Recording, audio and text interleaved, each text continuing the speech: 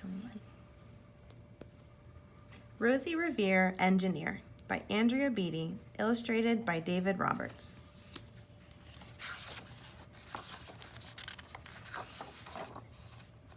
This is the story of Rosie Revere, who dreamed of becoming a great engineer.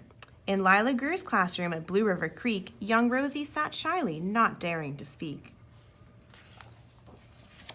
But when no one saw her, she peeked in the trash for treasures to add to her engineer's stash. And late at night, Rosie rolled up her sleeves and built in her hideaway under the eaves. Alone in her attic, the moon high above, dear Rosie made gadgets and gizmos she loved. And when she grew sleepy, she hid her machines far under the bed where they'd never be seen. Please pause and answer question 1. When Rosie was young, she had not been so shy. She worked with her hair swooping over one eye and made fine inventions for uncles and aunts, a hot dog dispenser and helium pants. The uncle she loved most was zookeeper Fred. She made him a hat to keep snakes off his head, from parts of a fan and some cheddar cheese spray, which everyone knows keeps the pythons away. And when it was finished, young Rosie was proud, but Fred slapped his knee and he chuckled out loud. He laughed till he wheezed and his eyes filled with tears, all to the horror of Rosie Revere, who stood there embarrassed, perplexed, and dismayed. She looked at the cheese hat and then looked away. "I love it," Fred hooted. "Oh, I truly do." But Rosie Revere knew that could not be true. She stuck the cheese hat on the back of her shelf, and after that day kept her dreams to herself. Please pause and answer question 2.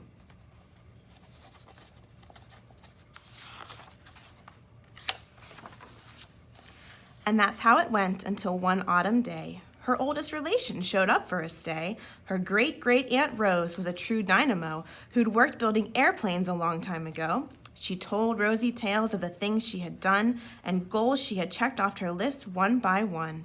She gave a sad smile as she looked to the sky. "The only thrill left on my list is to fly.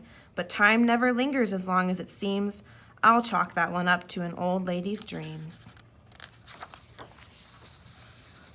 That night, as Rosie lay wide-eyed in bed, a daring idea crept into her head. Could she build a gizmo to help her aunt fly? She looked at the cheese hat and said, "No, not I." But questions are tricky and some hold on tight, and this one kept Rosie awake through the night. So when dawn approached and red streaks lit the sky, young Rosie knew just how to make her aunt fly. She worked and she worked till the day was half gone, then hauled her cheese copter out onto the lawn to give her invention a test just to see the ridiculous flop it might turn out to be. Strapped in the cockpit, she flipped on the switch.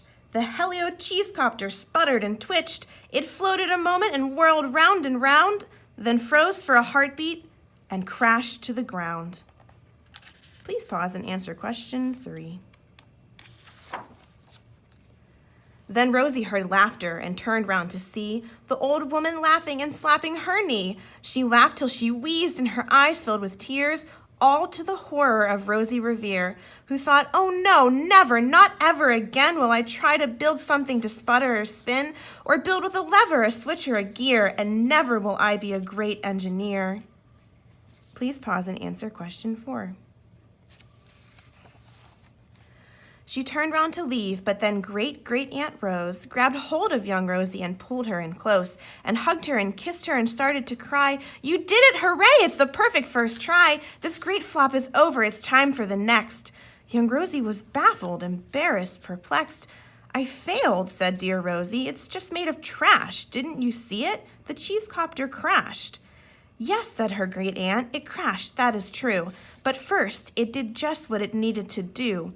Before it crashed, Rosie, before that, it flew." Please pause and answer question 5.